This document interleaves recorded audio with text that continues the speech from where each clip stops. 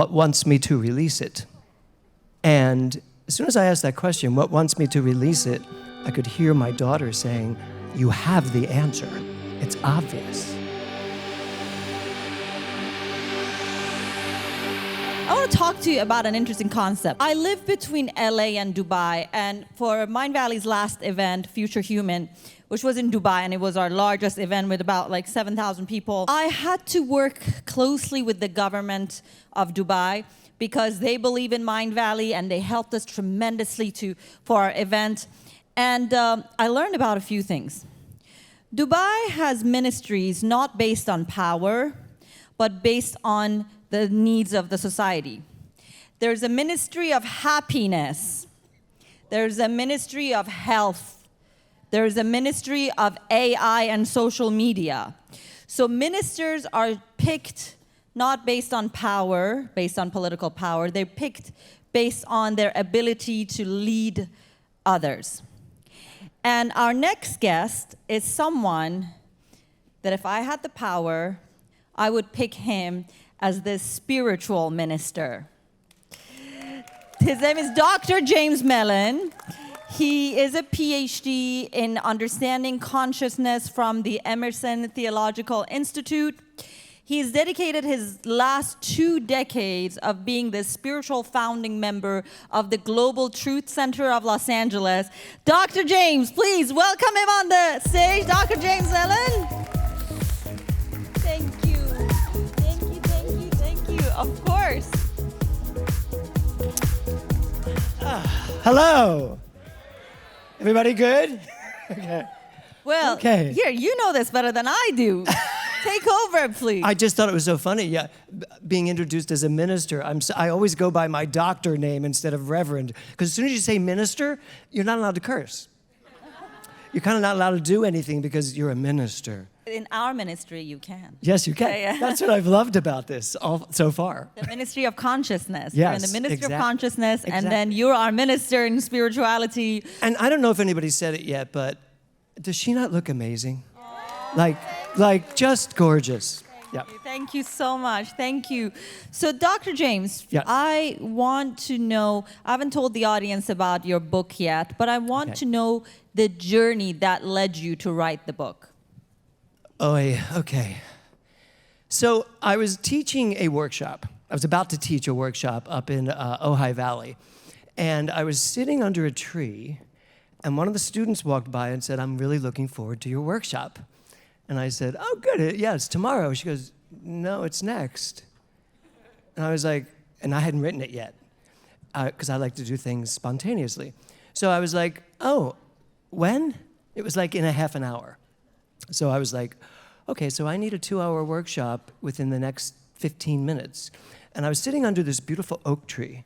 And so I just sat under the oak tree and just said, all right, use me. What wants to come through me? And out of nowhere came these 5 questions in a row in a specific way. And so I wrote them down, and then I walked towards the where they were having the workshop, and I just started with question 1, made it through all 5 questions. It took about 2 hours, and that was my book.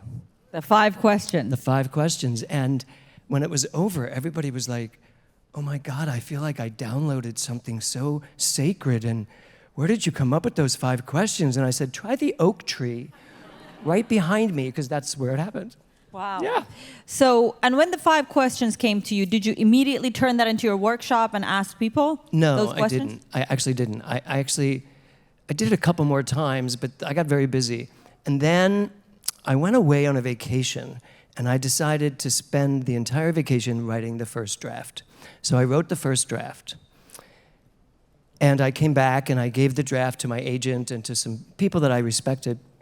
And I gave it to my daughter. I had an 18-year-old daughter at the time, and or she was 18 then, yes.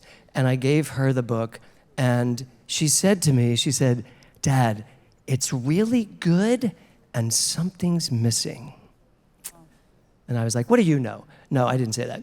I was like, okay, and I thought about it. And she was off to college that year. I have twins, a boy and a girl, and they were both off to college. He was going to Texas, she was going to UCLA. And on Thanksgiving weekend, I'd already written the first draft. On Thanksgiving weekend, Nora was in a fatal car accident. And so that was 6 years ago, and she passed. And I couldn't pick up the book again. I tried, but I couldn't. And I waited, and I waited, and I waited, and then finally, I was going back to that same Lake Powell on a houseboat. And I thought, I'm going to have another week. I could try rewriting this book. And as it turns out, my daughter took 5 days to pass. So in 5 days, we were going to take her off of life support. And I had 5 questions. And so I decided to spend each day with one of the questions to get me through this. And when I finished the 5 questions and we said goodbye to her, I suddenly had a bigger download, which was, this is what the 5 questions is for. Not losing someone, but the 5 questions is for any time in our lives that we don't know what to do. We just sit with these 5 questions and the answers come. And on day 3 of Nora's journey, of those 5 days, the doctors were trying to explain to us what was going on, and we should really not expect a healing. And here I am, a minister, a healing minister, and I'm listening, and question 3 is, what wants me to release it? And as soon as I asked that question, what wants me to release it, I could hear my daughter saying, you have the answer. It's obvious. And that's the day I, along with my husband and their 2 moms, there's 2 moms and 2 dads, and my son, her brother, we decided it was time. And so in the next 2 days, we did. So, boy, have I depressed you all now? But that's the journey of the book. That's where the book came from. And it's been a very powerful book. Many people have read it and used it for many different things. I mean, you can use it for something as dramatic as that, as dire as that, or something as simple as, I don't know what's next for me in life. I'm going to sit with these 5 questions and see what comes up. Wow, this is the toughest experience a human being can possibly have. Yeah, they say losing a child is... To say something about your book, if the 5 questions worked to heal such a traumatic experience, I think they can heal any experience. Because compared to that, I think there aren't many traumatic experiences that can be as painful as what Dr. James just explained. And if those 5 questions helped you heal, which they did, I think it's time for all of us to look into those 5 questions so we won't have to wait until, a painful experience to understand what those 5 questions are. So that's a gift from you to all of us. So Dr. James, how do you think the 5 questions can help someone who's not necessarily going through a traumatic experience? Well, I actually use it even when it's... Right now, I am doing... How many people are doing Wild Fit? Are you doing Wild Fit? Isn't it intense? Oh, wait, Eric. Oh my God. Eric's not here, but... Eric's not here. If he was here, he would be jumping up and down. Yeah. We need to reenact. We need to reenact. You will reenact it when he comes back. Okay. I'm doing Wild Fit. No, wait. You're on the Mindvalley stage, and you have been doing the Mindvalley courses. Yes. Thank you. I didn't know he's gonna plug us in. So that was like, yes. You're the best spokesperson we could ask for. Okay, Wild Fit. And I look great. Wild Fit is a program on the Mindvalley app by Eric Edmeades. Eric's amazing. Yep. Okay, sorry. So it's intense. And it's like, right now I'm in no dairy, no sugar, no alcohol, no grains, no bread, just dirt. No, I'm kidding. Little boring, Dr. James. No. But it's like, I suddenly realized, I'm like, wait, I'm eating all these vegetables and fruits and meats, and I'm eating whole foods. Not shopping at Whole Foods, but eating whole foods. And my body feels better. I have more energy, which I have a lot of energy. I mean, my husband said to me, if this is going to give you more energy, maybe you shouldn't. But yeah, so So it's great. So I use those 5 questions when I wake up in the morning. I will use them about my body, about my health. You know, the second question is, what wants to know me? You mentioned that I have my doctorate. I have my doctorate in consciousness studies, which is quantum metaphysics. So this has been great, listening to everybody talk about quantum. And so when I wake up and I start thinking about my day and what's going on, although today I woke up and already went to the end of the day and congratulated me on this day. Did anybody else do that today? Wow. That was awesome. Yeah, I feel like I'm a commercial for this whole thing. I know. I'm like, please keep going. I don't want to talk. So I just use the questions. For instance, the first question, and everybody take a deep breath for a minute. Just take a deep breath. Close your eyes. I'm going to give you the first question. And I want you to not answer it. Do not answer it. Just be willing to hear what comes up. So the first question is, why am I here?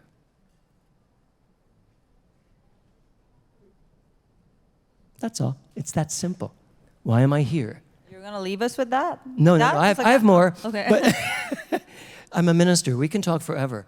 Why am I here? But it's not, why are you here in this room? It could be that. It could also be, your download could be, why am I here on this earth? Why am I here in this career? Why am I here in this marriage? Why am I here in this job?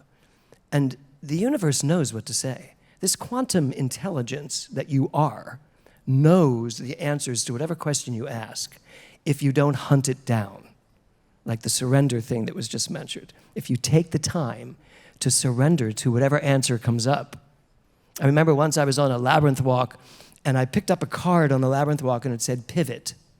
And my first thought was, who puts pivot on a labyrinth walk? Why would I pivot? The labyrinth goes this way.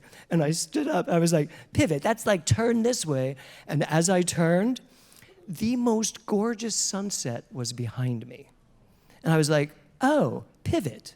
I get it. I use pivot all the time now. Wow, wow. So pivot is a way for the universe to tell you that redirection. Yeah. Let's go there. Yeah. Rewrite, yes. Little redirection. Yes.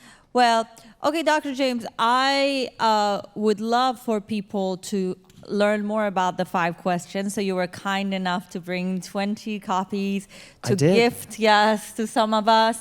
I just don't know if you want to give it on How do you want me to do that? Maybe, sorry, my brother again. All the books Oh, are that's funny. backstage. Can you? Yes, she just said, anybody wearing white? Anybody Yeah, wearing- no. Oh, That's yeah. way too many of you. Yes, exactly. We're all white. The books are... I was thinking about this, though. So I want to make a guess. Let me see who can guess this. The first question is, why am I here? The second question is, what wants to know me in this Bloomingdale's? What wants to know me in this vast field of information? What wants to know me? The third question is, what wants me to release it? How many of you have things you need to let go of? Yeah, okay. And you might get quiet with that and just ask that question and then decide what to let go of. But then there's a 5th question. Let's see who can guess that. If you know the book, do not answer this. What do you think the 5th question is? What wants to come? No, but you took a chance. Hey, Lisa, could you help us? You took a chance to ask that question, so I'm going to give you this. What's your name? Alan. Okay. What do I have to do to get a book? Come right up here. Yes. Wait, what? What next? That's a good one. No, but come on up. What does it matter? No. There you go. What am I ready to receive? These are all good. These are my next book. Wait, what is it? What is my purpose? What is holding me back? Give me, wait, what is holding me back? That is so not it, but it is a great question. Who am I? That is getting, okay, listen now. Who am I is getting close. There you go. Hold on. What would you say? How can I be of service? Oh, you said who I, okay. Okay. Okay, you know what was yours? How can I be? Don't be embarrassed with that. That's a good one. How could I be more I of got love? you in this one. What is my purpose? Still not it? Uh-oh. Oh my God, we're still not there? No. Running out of books. Guys, please. Okay. Who am I?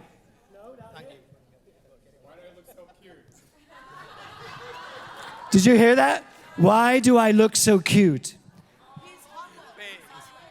Humility. What was yours? I'm a magic manifester. Not a question, but okay. What was yours? For But what- but- authenticity. There you go, for being honest, yes. And you? What's around me? Still not it, but that's actually getting closer. What do I want to manifest? Not the question, but that's good. What do you want to manifest? Can I give? Nope. What was your question? What do I want to let go? Oh, okay. Okay, we have. What? Who do I have to become? We, That wasn't it. I'm about to give you the answer. Where am I going? Right back to your seat.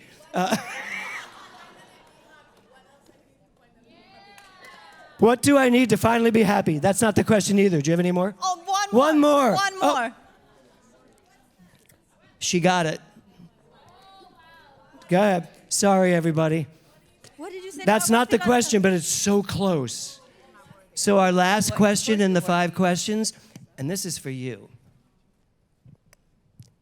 Do I know how great I am? So Megan, do you know how great you are? All of this you have created. All of this you have manifested, and you have designed. Because here's the thing about quantum mechanics and quantum metaphysics. You cannot manifest anything if you don't know who you are. My whole ministry is love only, forgive everything, and remember who you are. And who you are is the quantum field. It's been said here all day. Reagan said it so beautifully. You are God. I am God. I am the quantum field. I am the infinite. I am the entire, as Rumi said, the entire ocean in a drop.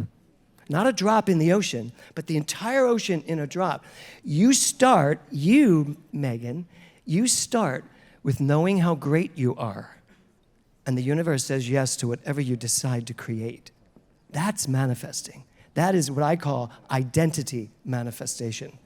When you identify who you are, everything else just comes. I'm ruining your makeup. Thank you. Thank you so much.